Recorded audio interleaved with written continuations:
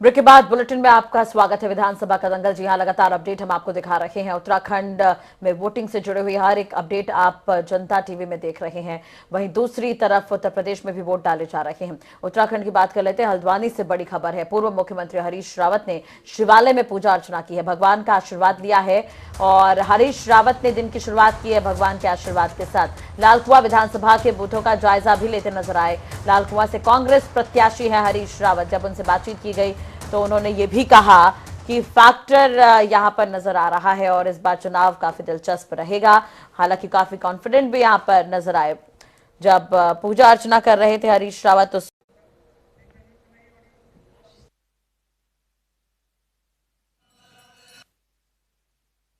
उत्तराखंड कांग्रेस के सबसे बड़ा चेहरा हरीश रावत हमारे साथ है। सर, किस तरह की स्थिति देखते हैं? आज फैसले का दिन आ गया है। लोगों में बड़ा उत्साह है, लोग परिवर्तन के लिए वोट कर रहे हैं।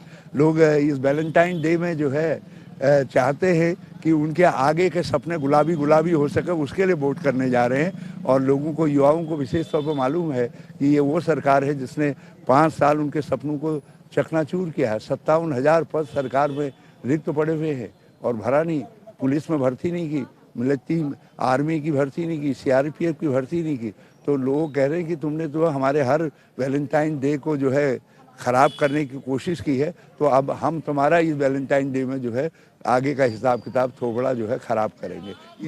भाजपा कह रही युवा सीएम हमारे पास है, पुष्कर सिंह धामी। हाँ, लोग कह रहे हैं कि तुमने जिसको ये राज्य मंत्री बनाने के काबिल नहीं समझा, उसको आपने हमारा मुख्यमंत्री बना दिया।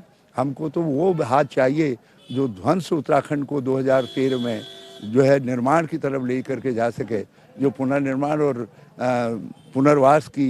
पुनर्वासित कर सके राज्य को भी और अर्थव्यवस्था दोनों को। जो है लोग उस मुख्यमंत्री को देखना चाहते हैं जो लोगों की पर कैपिटा इनकम को जो है 74,000 से बढ़ा करके 1,75,000 पहुंचा सके, जो समाज कल्याण की पेंशनों को 1,14,000 से 7,25,000 पहुंचा सके, जो राज्य के राजस्व वृद्धि दर को नकारात्मक से सकारात्मक दिशा की ओर 19.5% देश के अंदर सेकंड ड्रीम वृद्धि की तरफ लेकर के जा सके, जो राज्य के विकास दर को 11%, 11.5% कर सके। लोग उस मुख्यमंत्री की प्रतीक्षा कर रहे हैं।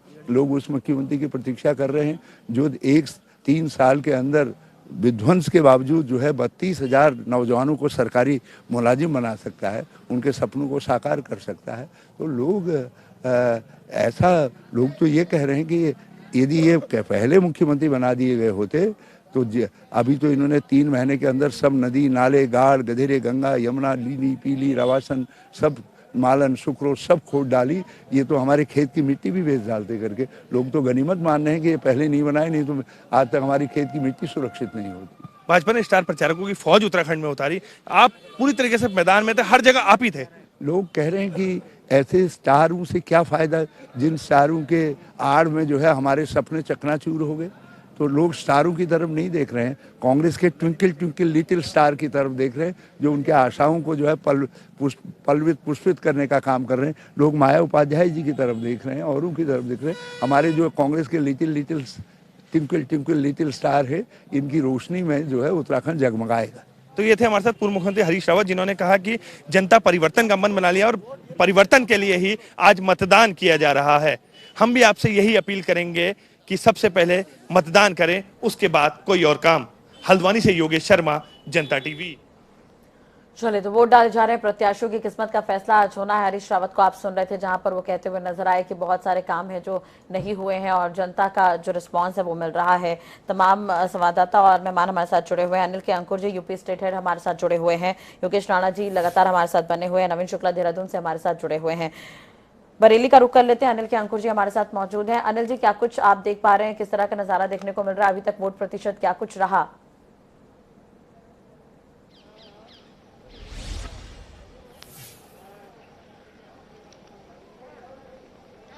देखिए, आप बता दूं, सुबह के 10:30 बज रहे हैं और 10:30 बजे तक यहाँ मैं बरेली छावनी क्षेत्र में हूँ। मैं दिखाना चाहूंगा कैमरा पर्सन से कि किस तरीके से लगातार यहाँ पे वोटर्स आ रहे हैं, मतदाताओं में लगातार यहाँ पे जिनका आगमन हो रहा है।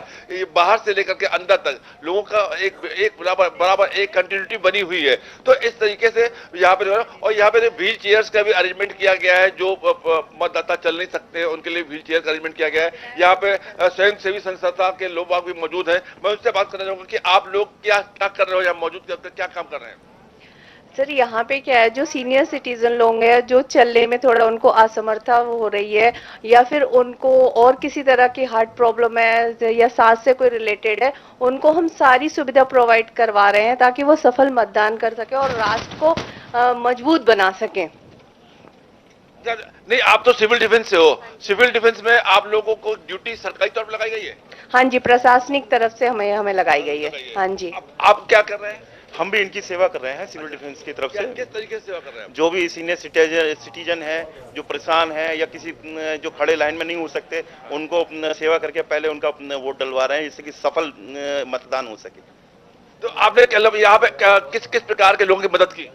यहाँ कई लोग ऐसे मिले जो 60 साल से ऊपर हैं, जो पैरालाइज भी हैं और अपने पैरों पे खुद खड़े नहीं हो पा रहे हैं, जिनको सांस की प्रॉब्लम है।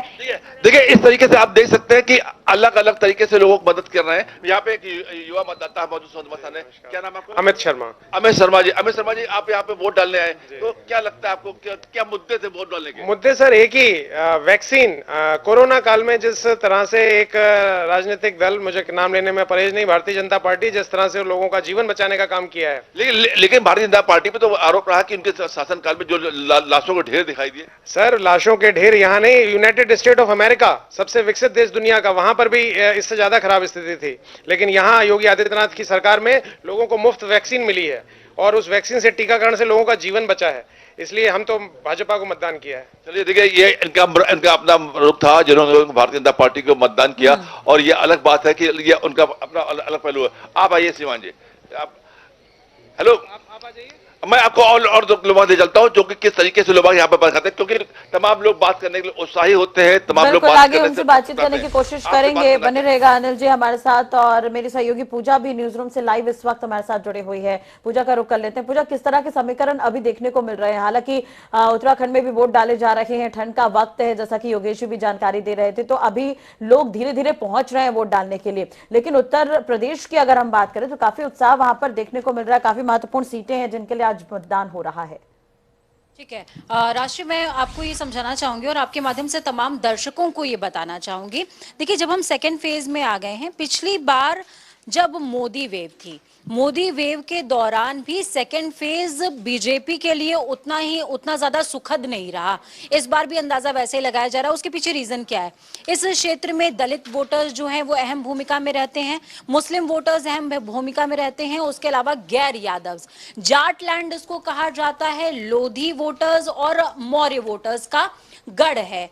स्वामी प्रसाद कुशवाहा को बीजेपी से उनका टूट जाना, सपा ज्वाइन करना, सपा को कहीं ना कहीं बेनिफिट वाली पोजीशन में लेकर के जाता है। लेकिन हमको ये भी नहीं भूलना चाहिए राष्ट्रीय कि असदुद्दीन ओवैसी की जो एंट्री इस सियासत में हुई है, बीजेपी की इन चुनावों में हुई है, वो कहीं ऐसा ना हो कि जो वोटों का विकेंद्रीकरण हो, बिखराव हो, वो बीजेपी के लिए बेनिफिशियल हो जाए। तो दोनों तरह के फैक्टर्स काम कर रहे हैं इस बार चुनाव में, और ऊंट किस करवट बैठेगा ये जब परसेंटेज सामने आएंगे। मैं बार बार परसेंटेज पे फोकस इसलिए करती हूँ जी, क्योंकि हमेशा ही जब यूपी के अंदर किसी भी फेज में बम्पर वोटिंग होती है तो वो बम्पर वोटिंग कभी कभी सत्ता के विपक्ष के लिए रहती है, कभी कभी जो है वो सत्ता के लिए सुखद रहती है। यानी कि बीजेपी के लिए हमेशा ही वोटिंग जब ज्यादा होती है दूसरे चरण में तो अच्छी होती है। अगर वोटिंग परसेंटेज पिछली बार से कम आता है, जब हम लास्ट में बात कर रहे होंगे यानी 6 बजे के आसपास जब हम बात कर रहे होंगे,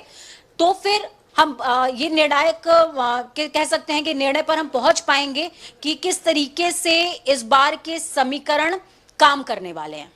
जी, और कई बड़े नाम हैं जिनका भी इस बार जिक्र करना बनता है और इसलिए दूसरे चरण का मतदान भी काफी अहम है। इस पर भी हम आगे बात करेंगे। योगेश जी भी लगातार हमारे साथ बने हुए हैं, उत्तराखंड के भी हालात समझ लेते हैं। योगेश जी, जैसा कि इससे पहले हम बात कर रहे थे कि आम आदमी पार्टी का कोई फैक्टर नहीं, हरीश रावत भी ये कहते हुए नजर आ रहे हैं। दूसरी तरफ अगर हम बात करें तो कुछ दिग्गज हैं जो वहां पर स्टार प्रचारक बनकर पहुंचे थे, हालांकि वो मध्य प्रदेश के मुख्यमंत्री शिवराज सिंह चौहान को ही ले लीजिए, जहां पर वो कहते हुए नजर आ रहे थे कि उत्तर प्रदेश में तो मुकाबला समझ में आ रहा है कि वहां पर बीजेपी है, लेकिन दूसरी तरफ उन्होंने उत्तराखंड में यह कहा था कि थोड़ी दिक्कत हो सकती है, यानी कि कंपटीशन रहने वाला है। बिल्कुल राजश्री, इसको इस तरह समझिए।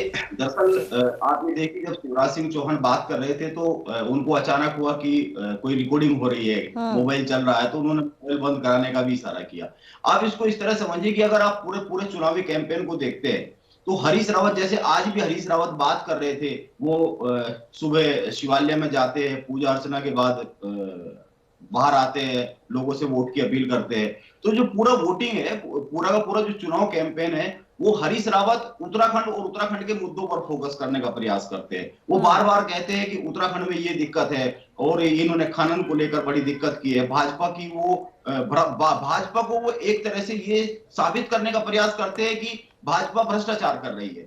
वो अलग बात है कि जब हरीश रावत सत्ता में थे तो उन पर भी तमाम आरोप लगते रहे, स्टिंग लगते रहे, लेकिन वो चुनाव को मुद्दे पर लेकर आना चाहते हैं। लेकिन अगर बीजेपी की कैंपेन की अगर हम बात करें और बीजेपी लास्ट तक जहां चुनाव को लेकर आई है, वो मुद्दों पर घोषणाएं करती है, लेकिन रैलियों से और जो चुनावी प्रचार है उससे वो उसको धीरे धीरे ध्रुवीकरण की तरफ लाने का प्रयास करती है। इससे भी ये समझ में आता है कि मुकाबला तो कड़ा है ही, इसमें कोई दो राय नहीं है। अगर आम आदमी पार्टी, देखिए सबसे बड़ी बात यह है जो पूजा जी ने कहा, बिल्कुल सही कहा पूजा ने, कि अगर वोटिंग परसेंटेज बढ़ता है तो ये माना जाता है कि बीजेपी का वोटर बाहर निकला, और अगर बीजेपी का जो कैडर वोटर है, जो बीजेपी को समर्पित वोटर है, वो वोटिंग परसेंटेज घटता है तो वो ये माना जाता है कि वो बीजेपी को देने नहीं जा रहा है, घर बैठ गया, वो किसी और को भी नहीं देने जा रहा है। तो वोटिंग परसेंटेज बहुत मायने रखेगा। और अभी तक के भी अगर हम वोटिंग परसेंटेज की बात करें, हरिद्वार और उधम सिंह नगर में ज्यादा है, हालांकि वो मैदानी इलाका है, वहां पर पॉपुलेशन भी ज्यादा है, लेकिन ये एक ट्रेंड तो दिखा ही रहा है कि वो वहां पर ज्यादा है और वहां पर मुस्लिम आबादी भी ज्यादा है। तो इसमें कोई दो राय नहीं है। जो शिवराज सिंह चौहान ने कहा वो उनको उनको पता नहीं था कि कैमरा चल रहा है, लेकिन उनके मुंह से वो निकला, तो वो एक फैक्टर बन रहा है उत्तराखंड की राजनीति में इस बार। बिल्कुल, योगेश जी बने रहेगा हमारे साथ। और वोटिंग प्रतिशत की भी आप बात कर रहे थे, नवीन लगातार हमारे साथ जुड़े हुए हैं, नवीन से भी बातचीत कर लेते हैं।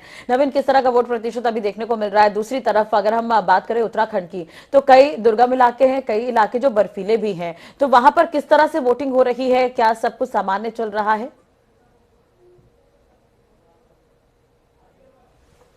तौर पर वोटिंग जो है वो लगातार जारी है। इसके साथ ही जो ठंड के इलाके हैं वहां पर थोड़ी दिक्कतें जरूर आ रही हैं, लेकिन लोगों का जो जागरूकता है वो लोग वोट के प्रति जागरूक हैं, लोग वोट करने के लिए जा रहे हैं। अगर राजधानी देहरादून की बात की जाए तो मेरे पीछे आप देख सकते हैं किस तरीके से लोग लाइन में लगे हुए हैं और वोट करने के लिए जा रहे हैं। इसके साथ ही तमाम सारी व्यवस्थाएं दुरुस्त की गई हैं, बस्ते लगाए गए हैं। जिन लोगों को कोई समस्या हो रही है उनके लिए पूरी व्यवस्था की गई है कि जो वोटर हैं उनका नाम कहीं ऐसा तो नहीं है छूट गया हो, या फिर वो जो वोट नहीं कर पा रहे हैं उनसे वोट करने की अपील की गई है। तो व्यवस्थाओं को दुरुस्त करने का काम किया गया है। हालांकि जो अगर पहाड़ी क्षेत्रों की बात की जाए तो वहां पर जरूर थोड़ी मुश्किलें आती हैं, क्योंकि बर्फीला क्षेत्र है, ऊपर पहाड़ में कई जगहों पर बर्फ पड़ी हुई है और लोगों को आने जाने में दिक्कत होती है। लेकिन प्रशासन जो है वह पूरी तरीके से अलर्ट मोड पर है। जो मशीनें थी वो रवाना हो चुकी थी। इसके साथ ही जो मशीनें खराबी की बात कही जाती थी,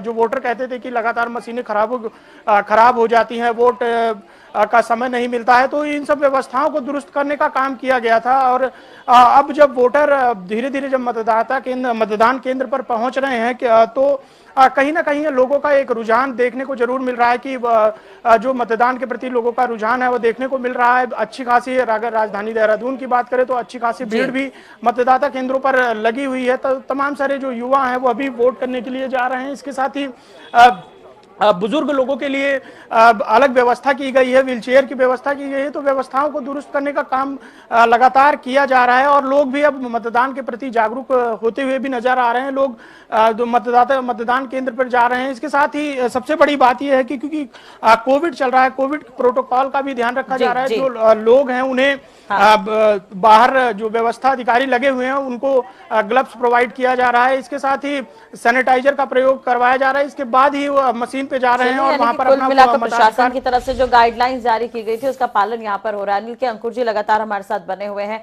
अनिल जी, लोगों का क्या कुछ कहना है, क्या कुछ मानना है? इस वक्त आप मौजूद है बरेली में, काफी महत्वपूर्ण सीट है सर ये।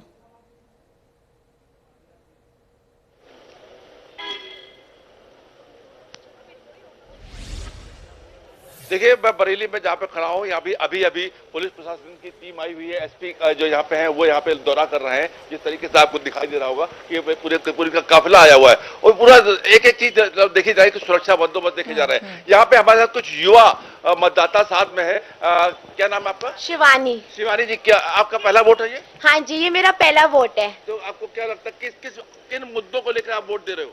आज मेरा पहला वोट है और मुझे बहुत ही ज्यादा अच्छा लग रहा है। मैं चाहती हूँ कि दुनिया में सभी लोग वोट दें और कोई भी अपना वोट ना खराब करे। वोट देने का आधार क्या था? वोट देने का आपका मुद्दा क्या था? मेरा मुद्दा यही है कि सब वोट दें, सब वोट दें। मुद्दा वोट डालना था। हाँ। विकास का, नौकरी का, पढ़ाई का या कोई अन्य मुद्दा नहीं था? सबको गुलाम मिलना चाहिए वोट का। हाँ। चलिए कोई बात नहीं मतलब तुम्हारा ये उनका मतलब ये कि आप जो वोटिंग कर रहे हैं, आपने वोट डाला। मैं विकास के ऊपर नहीं कर रहा हूँ, मैं रोज बेरोजगारी पे कर रहा हूँ। रोजगारी भी कर रहे हैं। जो लोग बेरोजगार है उनको नौकरी मिलना चाहिए। नौकरी मिलनी चाहिए। आप भी मेरे साथ मौजूद हैं। जी, बेरोजगारी है। अभी मेरा वोट नहीं पड़ा है। आप बताइए, आप किस मुद्दे पे वोट दे रही हैं?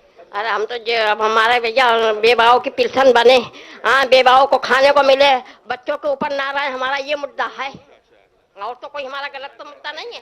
अब हमें आप बताइए, आपने वोट डाला है? आपने किस मुद्दे वोट डाला? मेरा मुद्दा ये है कि देश के नागरिकों को जो योगदान मिलना चाहिए सही से, और हमारी सरकार ऐसी होनी चाहिए जो महिलाओं के लिए बहुत ही संपूर्ण व्यवहार और उनके लिए एक सेफ जगह उनके लिए होनी चाहिए। आपने वोट डाला? हाँ जी, मेरा फर्स्ट वोट है और मुझे बहुत प्राउड फील हो रहा है एज एन इंडियन। और मुद्दा क्या? वोट डालने मेरा मुद्दा किस मुद्दे में? मेरा मुद्दा ये है कि सभी गरीबों का भला होना चाहिए और सारी मतलब लेडीज का, महिलाओं का सेफ्टी होनी चाहिए, सब कुछ इसी। देखिए जिस तरीके से जी, बहुत सारे युवा वोटर्स हैं जो वोट डालने यहाँ पर पहुंचे हैं और बेरोजगारी महत्वपूर्ण मुद्दा है। बने रहेगा अंकुर हमारे साथ। इसी बीच ये बड़ी खबर हम आपको बता रहे हैं देहरादून से। बीएलओ की जारी पर्ची के बाद भी सूची से नाम गायब। 74 वर्षीय बुजुर्ग महिला मतदान केंद्र पर पहुंचकर निराश हो गई। सेना से रिटायर अधिकारी पति के साथ पहुंची थी महिला मतदान डालने के लिए। निर्वाचन आयोग से इसकी शिकायत की गई है। तो बुजुर्गों में भी काफी उत्साह देखने को मिल रहा है। एक बुजुर्ग महिला वोट डालने के लिए पहुंची लेकिन नाम ना होने की वजह से काफी मायूस नजर आई। प्रत्याशियों की किस्मत का आज फैसला हो रहा है। देहरादून से ये बड़ी खबर हम आपको बता रहे हैं। एक महिला वोट डालने के लिए पहुंची, बुजुर्ग महिला वोट डालने के लिए पहुंची लेकिन लिस्ट में नाम नहीं होने की वजह से काफी मायूस नजर आई। सहारनपुर से बड़ी खबर। पूर्व सांसद राघव लखनपाल शर्मा ने किया मतदान। जेवी जैन डिग्री कॉलेज मतदान केंद्र में वोट डाला है। मतदान केंद्र पर मतदाताओं में काफी उत्साह यहां पर देखने को मिल रहा है।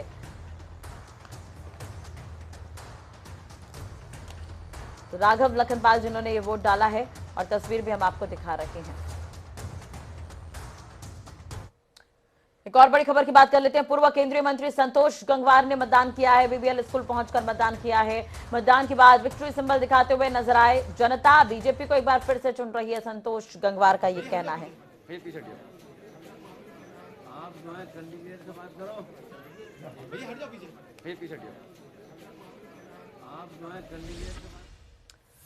एक बार फिर उत्तराखंड का रुख कर लेते हैं। योगेश जी लगातार हमारे साथ बने हुए हैं। योगेश जी, एक तरह से देखा जाए तो उत्तराखंड की अगर हम बात करें तो काफी उतार चढ़ाव सरकार में देखने को मिलते हैं। कुछ वक्त पहले भी आपने देखा होगा कि उतार चढ़ाव काफी कुछ रहा। पार्टियों में भी काफी हलचल रही। तो अब जो नई सरकार के लिए जो चुनाव हो रहा है, जो वोट डाले जा रहे हैं, तो उसके बाद कहां पर ज्यादा बैलेंस नजर आ रहा है, या वर्चस्व अभी भी है, या कंपटीशन ज्यादा है, कुछ कहा नहीं जा सकता। जैसा कि हरीश रावत जी, उनसे भी सवाल पूछा गया था, तो उन्होंने सीएम फेस को लेकर ज्यादा कुछ खुलकर कहा नहीं।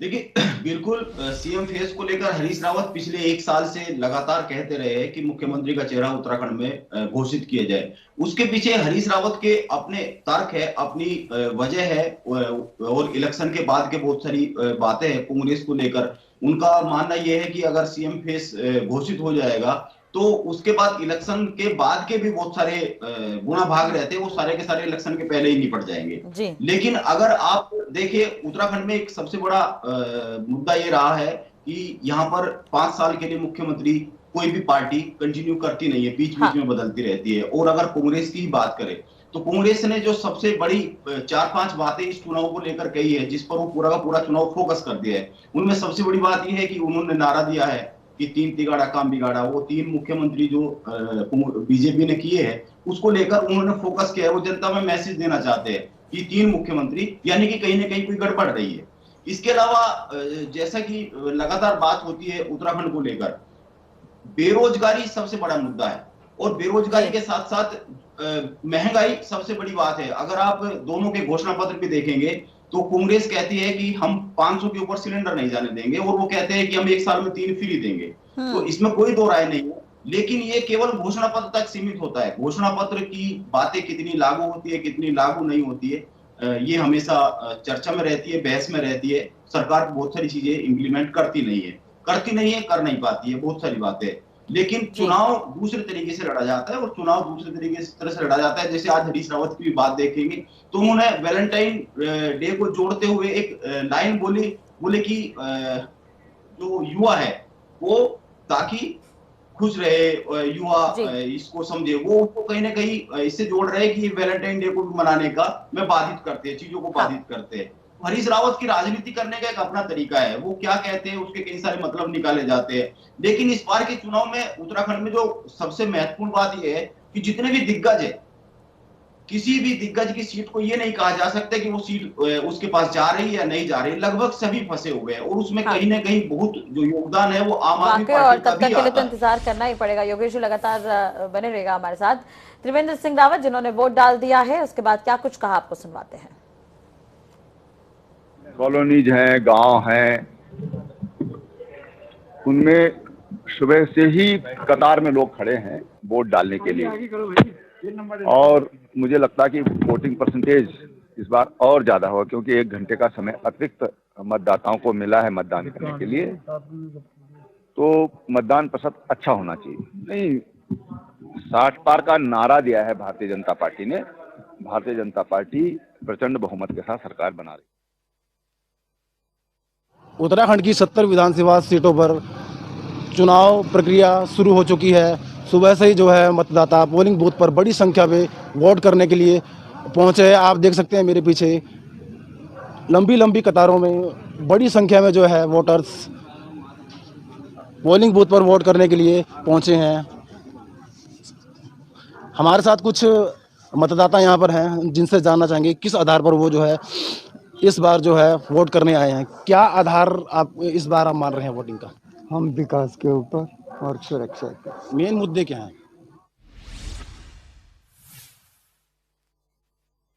अपडेट आप जनता टीवी पर देख रहे हैं। पूजा मेरी सहयोगी न्यूज रूम से लाइव हमारे साथ जुड़े हुई हैं। पूजा, एक तरह से देखा जाए तो कई बड़े चेहरे हैं जो इस बार देखने को है। मंत्री सुरेश खन्ना, गुलाब देवी जो मजबूत दावेदारी पेश कर रही हैं। दूसरी तरफ दबाव भी काफी है, क्योंकि बीजेपी छोड़कर जो सपा में गए धर्म सिंह सैनी, ये भी बड़ा नाम है।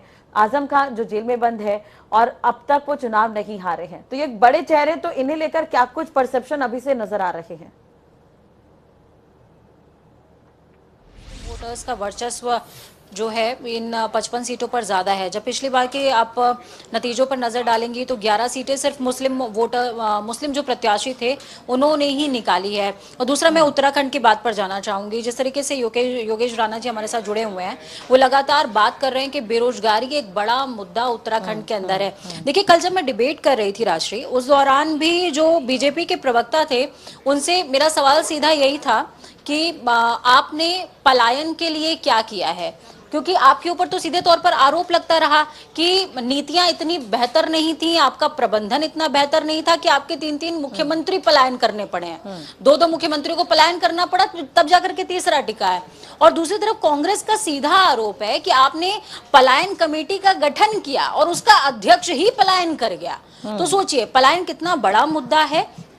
क्षेत्र के अंदर युवाओं का रोजगार बहुत बड़ा मुद्दा है और इस बार हम माने या ना माने, उत्तराखंड का चुनाव कहीं ना कहीं इन दो मुद्दों पर सेंट्रलाइज्ड है। बिल्कुल। नवीन भी लगातार हमारे साथ जुड़े हुए हैं। नवीन, एक तरह से देखा जाए, जैसा कि आप पूजा को भी सुन रहे थे, अभी उनका कहना है कि बहुत सारे महत्वपूर्ण मुद्दे हैं, बेरोजगारी है, पलायन की समस्या है, तो विकास कार्य को लेकर संतुष्ट नहीं है वहां की जनता। और अगर हम बात करें उत्तराखंड की, तो काफी उतार चढ़ाव यहाँ पर रहे हैं।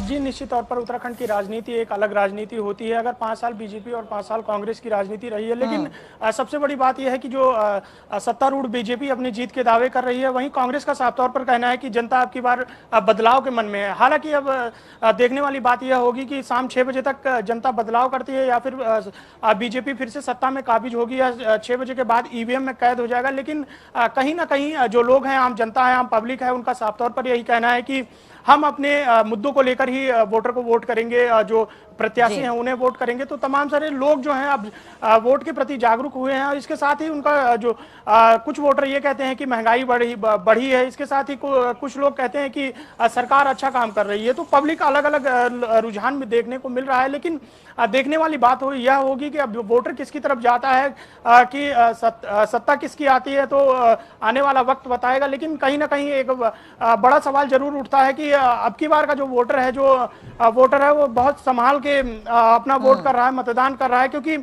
लगातार कोविड भी चल रहा था, इसके साथ ही बेरोजगारी के मुद्दे चले हैं और जो महंगाई का मुद्दा, तमाम सारे मुद्दों को लेकर वोटर ईवीएम के पास जा रहा है और वहां पर अपना मतदान कर रहा है। बिल्कुल। और एक तरह से देखा जाए तो 2017 में बीजेपी को बड़ा बहुमत मिला था, तो उम्मीद तो यही लगाई जा रही है। राजस्थान की राजनीति से मिलती जुलती है कहीं ना कहीं उत्तराखंड में, क्योंकि यहाँ पे 5-5 साल में बीजेपी और कांग्रेस की सरकार बनती रही है। अब दूसरी तरफ एक तरह से देखा जाए तो चुनाव को लेकर ये वोटिंग की प्रक्रिया चल रही, पर की अपडेट हम दे रहे हैं। इसी बीच बड़ी खबर है सहारनपुर से। नकुल विधानसभा में कई ईवीएम खराब, बूथ संख्या 125 और 40, 175 पर यहाँ पर खराबी आई है। बूथ संख्या 77, 61 और 62 पर भी ईवीएम खराब। सुबह से खराब हुई है ईवीएम और अब तक जो मशीनें हैं वो ठीक नहीं हो पाई है। अब मतदाताओं में कहीं ना कहीं आक्रोश भी जो है वो देखने को मिल रहा है। तो उत्तराखंड कांग्रेस चुनाव को लेकर ये बड़ी खबर हम आपको बता रहे हैं। चुनाव को लेकर निगरानी यहाँ पर रखी जा रही है और कांग्रेस मुख्यालय में वॉर रूम तैयार किया गया है। तो एक स्ट्रैटेजी के तहत कांग्रेस यहां पर वॉर रूम तैयार कर रही है और उत्तराखंड कांग्रेस चुनाव को लेकर पूरी तरह से यहां पर अलर्ट है।